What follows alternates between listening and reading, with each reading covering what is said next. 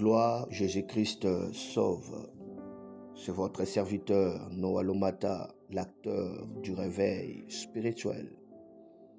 Aujourd'hui, je vais vous parler sur le réveil que l'apôtre Edini Abala a amené à Uganda.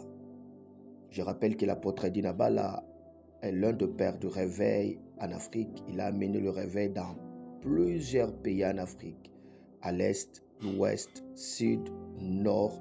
Il a amené le réveil.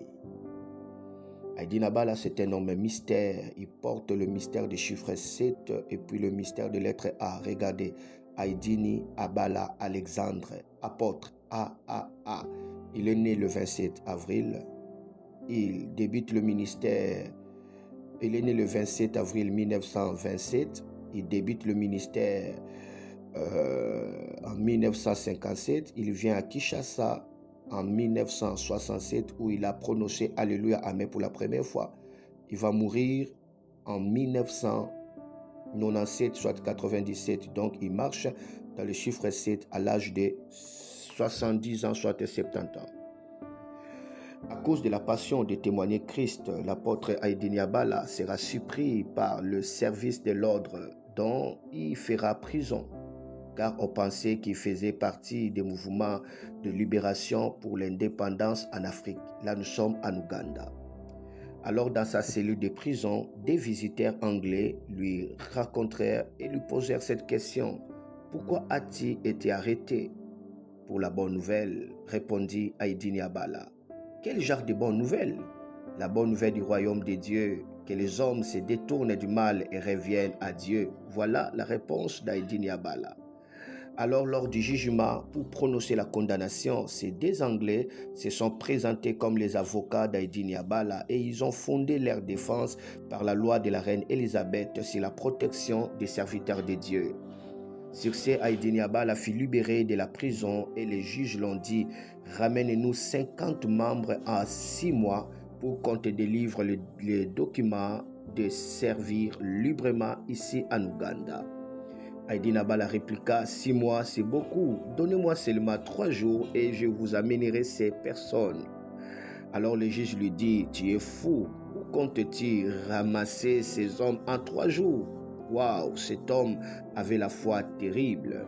L'apôtre Edini Abala est allé vite prier avec des larmes. Il disait « Seigneur Jésus, montre-moi ce que je dois faire. Donne-moi des âmes. » Alors le Seigneur Jésus lui donna le nom d'un homme qui s'appelle Philippe et même son adresse.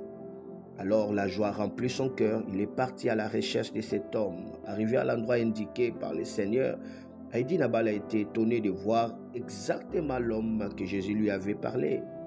Accueilli dans sa maison, il trouve que la femme de Philippe était sourde et muette. Quand il a prié pour elle, directement, cette femme a écouté et puis quelque chose d'extraordinaire qui s'est passé et s'est mis à parler à langue. Par ces miracles, son mari sortit à la rue et poussa des grands cris dont plusieurs personnes sont venues dans sa parcelle. C'était environ 1000 personnes. Waouh! L'apôtre Edini Abala vit la grande moisson et proclame la bonne nouvelle. Après quelques jours, c'était 3000 personnes sauvées pour Christ. Waouh! Edini Abala retourna au tribunal et déclara « Vous m'aviez demandé 50 personnes en 6 mois. Mais le Seigneur Jésus m'a donné 3000 dans quelques jours. » Les juges ont dit « Ce n'est pas possible. » Ils ont envoyé des inspecteurs et les inspecteurs ont trouvé que c'était même au-delà de 3000 personnes. Alors ils ont donné à Edini Abala les documents officiels de bâtir et de prêcher librement en Ouganda.